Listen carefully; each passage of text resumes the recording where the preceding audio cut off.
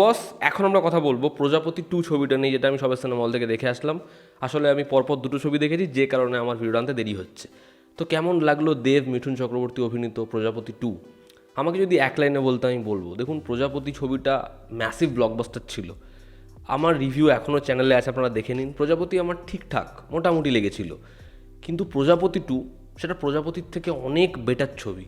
প্রজাপতি 2 আমার জন্য একটা বেশ ভালো ছবি, এবং এই ছবির যে ইমোশন সেটা ওয়ার্ক করে। প্রজাপতি ছিল অনেক বেশি কমেডির দিকে, প্রজাপতি 2 তার মধ্যে কমেডি আছে, তবে এই ছবিটা ইমোশনালি ওয়ার্ক করে। এবার কোন কোন দিকে এই ছবিটা প্রজাপতির থেকে বেটার সেটাতেও আমরা আসছি এই ভিডিওতে। ছবির গল্পটা তার আগে আমি একটু করে বলি। এখানে দেবের যে ক্যারেক্টার জয়, সে লন্ডনে থাকে তার মেয়ের সাথে, এবং তার বাবা গৌর, যার একটা হোটেল রয়েছে, এবং সে কলকাতায় থাকে। এবার বাবা এবং ছেলের দূরত্ব, বাবা ছেলের কাছে যাচ্ছে ছেলের যাতে বিয়ে দিতে পারে, এবং তাদের আর পরবর্তী সময় কী সমস্যা আসছে যখন ছেলে চাকরি হারাচ্ছে। এর থেকে বেশি জানতে হলে আপনাকে নিকটবর্তী সিনেমা হলে এই ছবিটা দেখতে হবে। ছবির পজিটিভ দিক, নেগেটিভ দিক, আমার কাছে এই ছবির জন্য বেশ অনেকগুলো পজিটিভ দিক রয়েছে, এবং ডেফিনেটলি ছবির মধ্যে কিছু ইস্যুস রয়েছে। ছবির প্রথম পজিটিভ দিক হচ্ছে এই ছবিতে পারফর্মাররা দারুণ কাজ করেছে।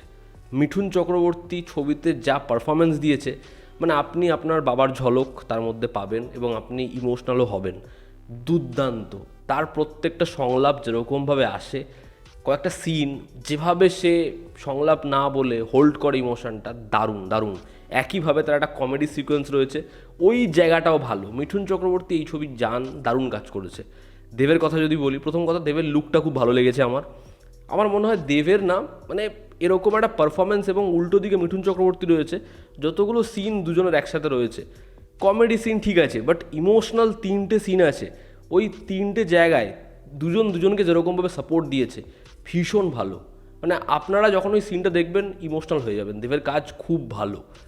এখানে সাপোর্টিং কাজটা যারা রয়েছে, যার মধ্যে খরাজ মুখার্জি, তার কমিক টাইমিং, কমেডি যেরকমভাবে সে পুল অফ করেছে।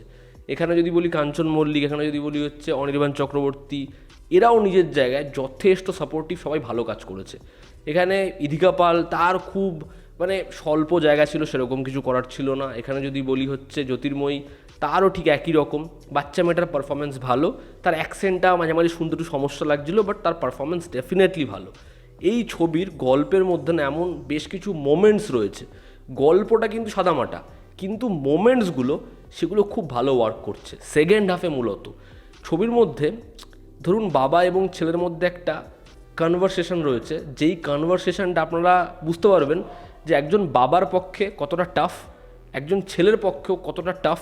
ওই যে নিজের যে সমস্যাটা বলা, ওটাকে যেরকমভাবে স্টেজ করেছে, বা একদম দুজন নিজের ওই ব্যারিয়ারটা ভেঙে ফেলেছে, এই যে মোমেন্টসগুলো পার্ট অ্যান্ড পিসেসে গল্পে আছে, সেগুলো খুব ভালো, খুব ভালো ওয়ার্ক করে। একইভাবে ছবির কমেডির পোর্শন এবার কম, কিন্তু ওই যে মদ খাওয়ার সিনটা, ওই আমার সুর কোথায়, সেটা সত্যিই ভালো, আপনাকে হাসাবে। ছবিটা ইমোশনালি খুব ওয়ার্ক করে, সেটা ছবির একদম শেষ মুহূর্তে এসে ভীষণ প্রগাঢ় হয়ে যায়। ছবির সেকেন্ড হাফে স্ক্রিন প্লে সেটা অনেক বেটার। 20-25 মিনিট পর পর একটা কিছু ইভেন্ট ঘটছে, এবং সেটা স্ক্রিন প্লেতে বেঁধেছে, সেটা যেরকমভাবে আসে সেটা ভালো লাগে। ছবির সংলাপ রাইটিং ভালো হয়েছে। মূলত বাবার যে সংলাপটা বা মধ্যবিত্তর যে সংলাপটা, ক্রাইসিসটাকে সংলাপ ফুটিয়ে তুলতে পারে।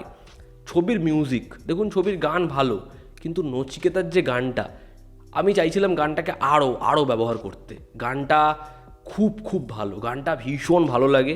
এই ছবির যে মেকিং, লন্ডন যখন দেখাচ্ছে, সেটার যেরকম লুক অ্যান্ড ফিল, সেটার যেরকম অ্যাপ্রোচ, সেটা প্রিমিয়াম, সেটা ভালো।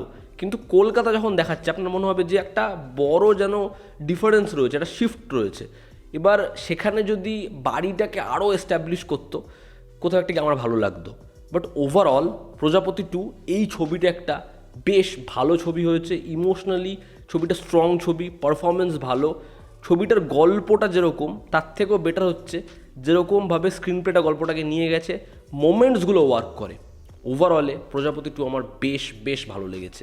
এবার যদি এই ছবির নেগেটিভ দিক বলি, দেখুন এই ছবির মধ্যে কিছু এমন দিকপত্র রয়েছে যেগুলো না ম্যান টু ম্যান ভ্যারি করবে, যে আপনার সেটা অন্যরকম লাগবে, আমার সেটা অন্যরকম লাগবে।